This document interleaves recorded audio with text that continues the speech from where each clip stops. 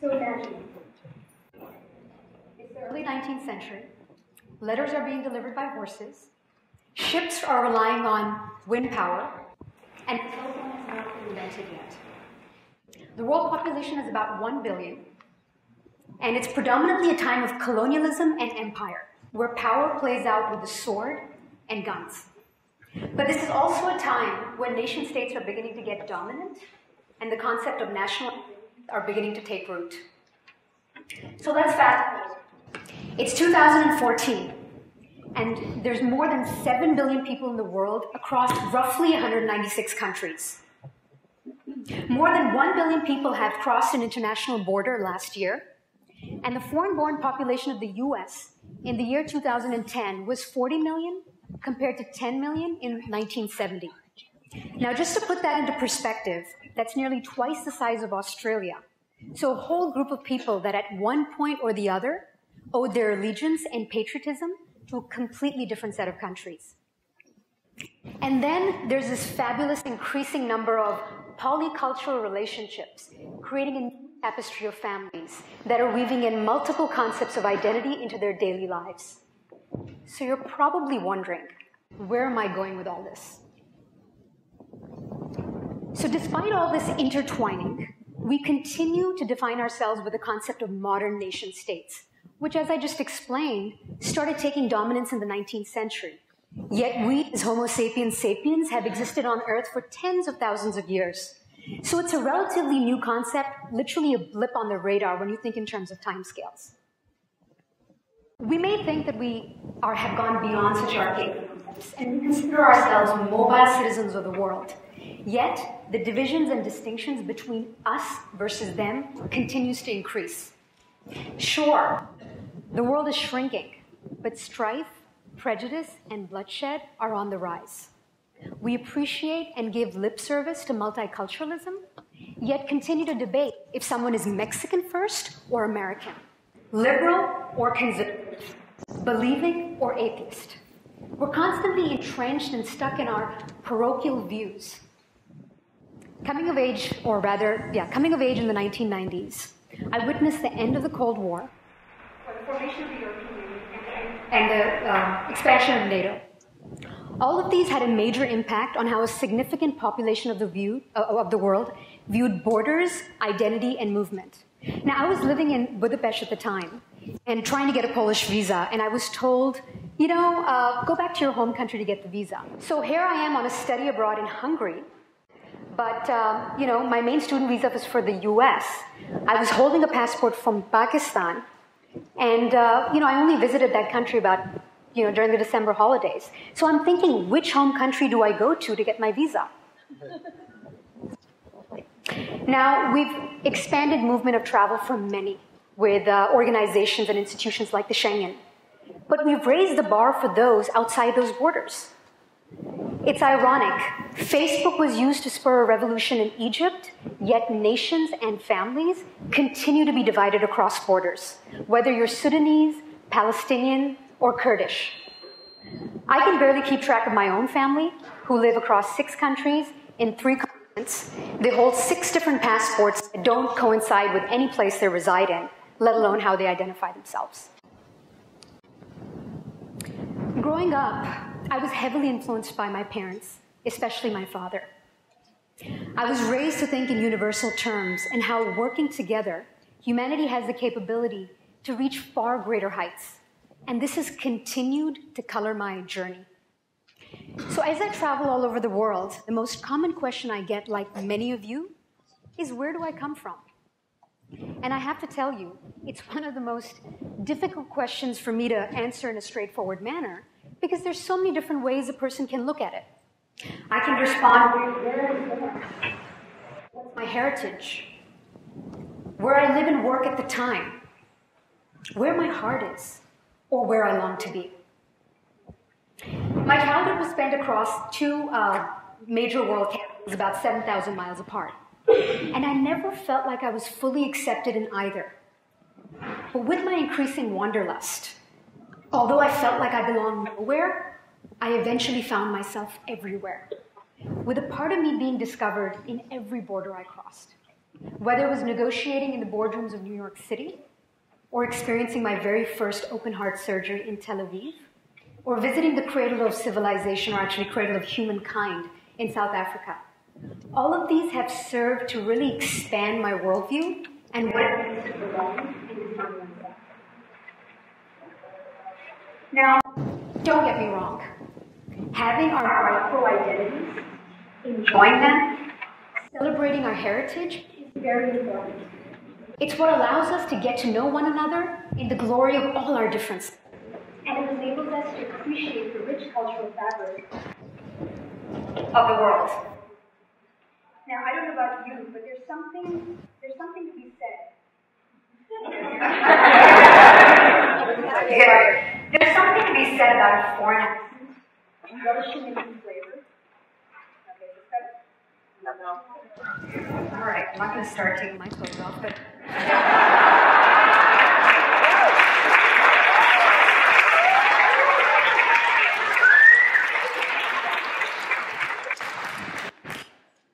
There's something to be said about a foreign accent, relishing a new flavor, changing currency at a border, and to some extent even smiling at something like this.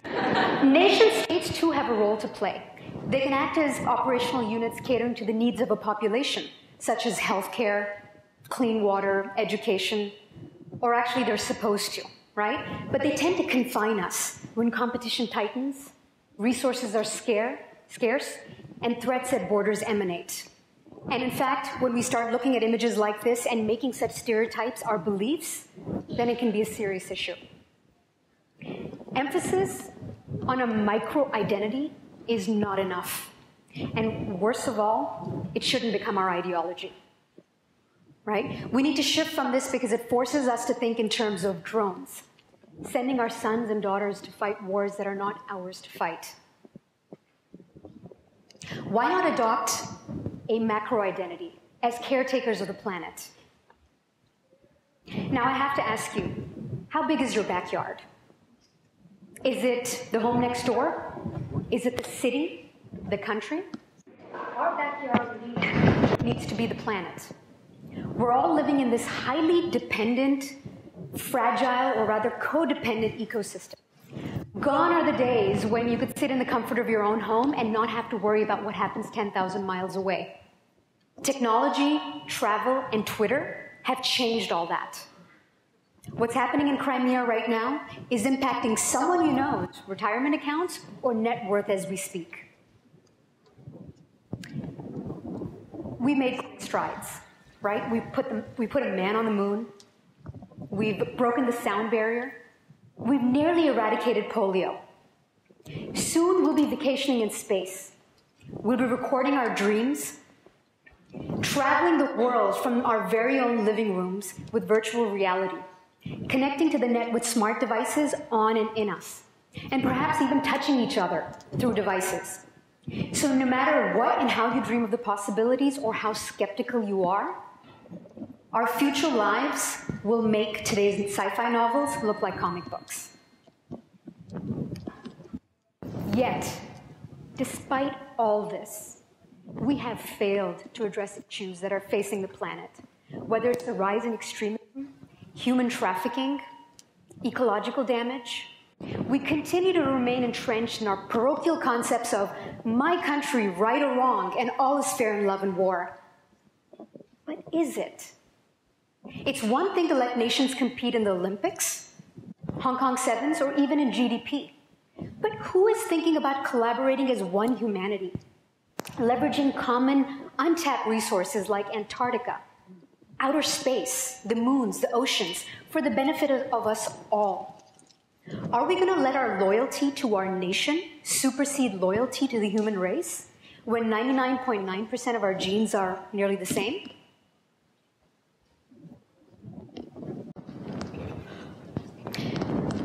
With technology, we've moved to the 21st century. But our institutions, I think I should stay put, our laws, institutions, and beliefs remain entrenched in the 19th century. It's kind of absurd when you think about it.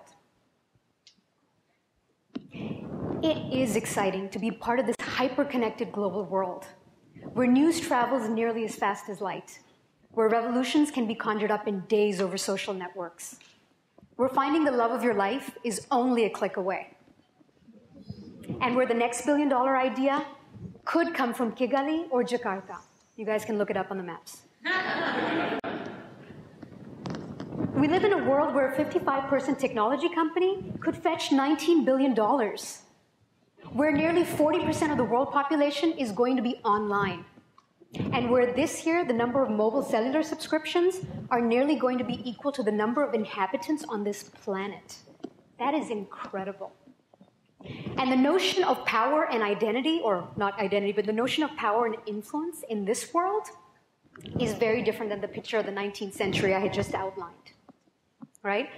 We have far more control over the impact we can make and over our destinies. And what I mean by that is you can actually use the internet and technology today to put a limelight or to shed light on issues and people that would have never seen the light of day. Just think about Malala and her quest for education. So what that means is we not only have a moral responsibility, but we actually have that responsibility to make a difference. So tell me, who's going to help us make this leap, right? To transition to this new world where thinking about humanity comes first and where we actually shed our parochial allegiances.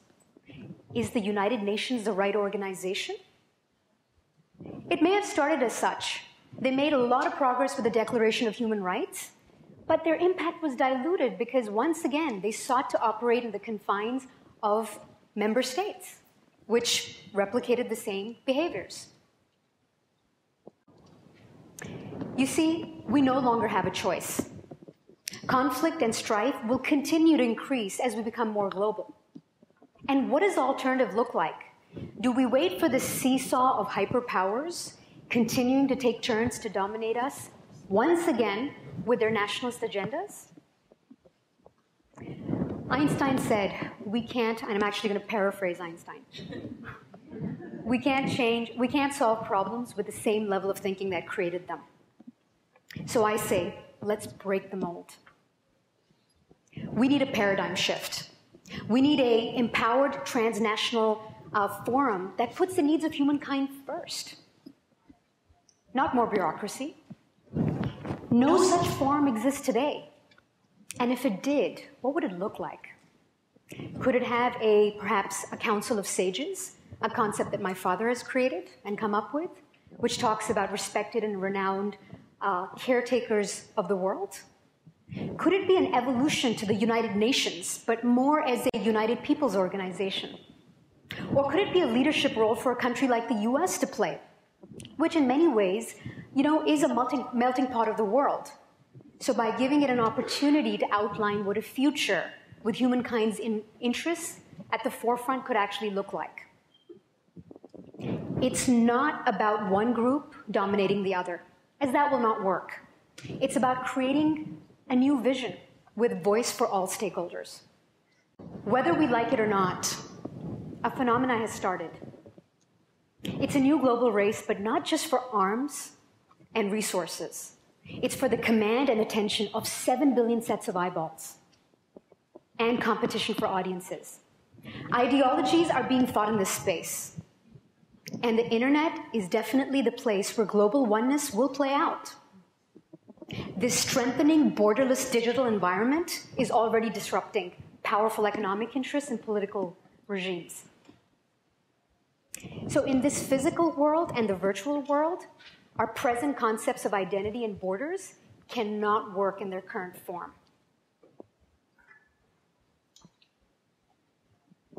Change is not going to happen overnight, but the future leadership of the world will be in the hands of those who think in universal terms.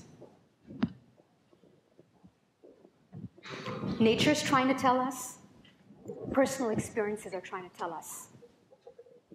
Can you hear it?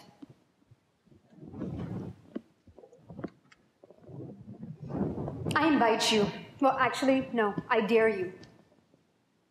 Let us all dream of a world where we can assume a transglobal identity as caretakers of the planet, trying to solve problems facing all of us and ushering in the next era of human evolution. And put on a different lens.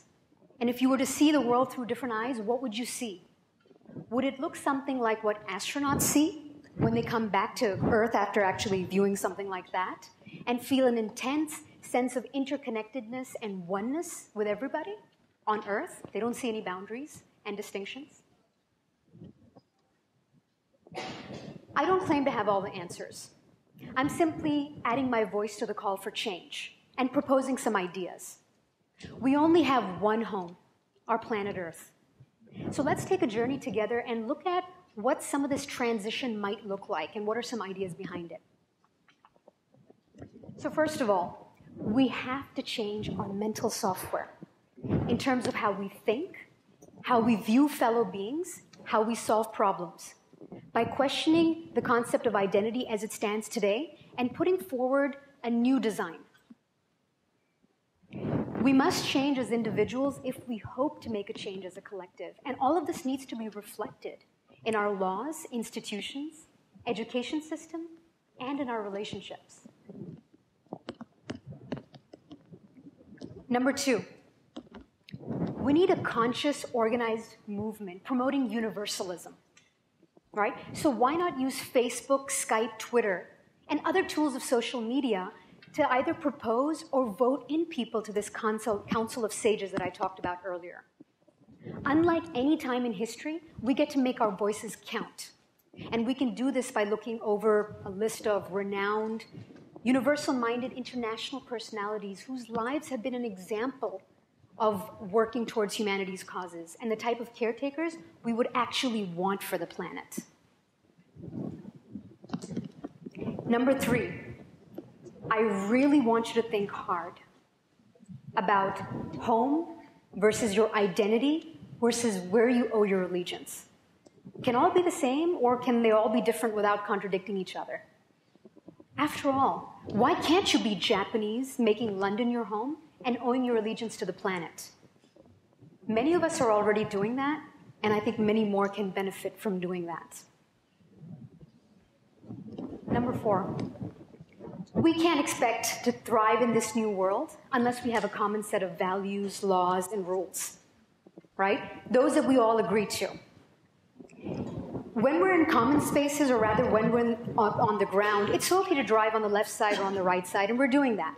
But when you're in common spaces such as the ocean and skies, you need to have one set of rules, because if you start doing your own thing there, we're going to have a bit of an issue.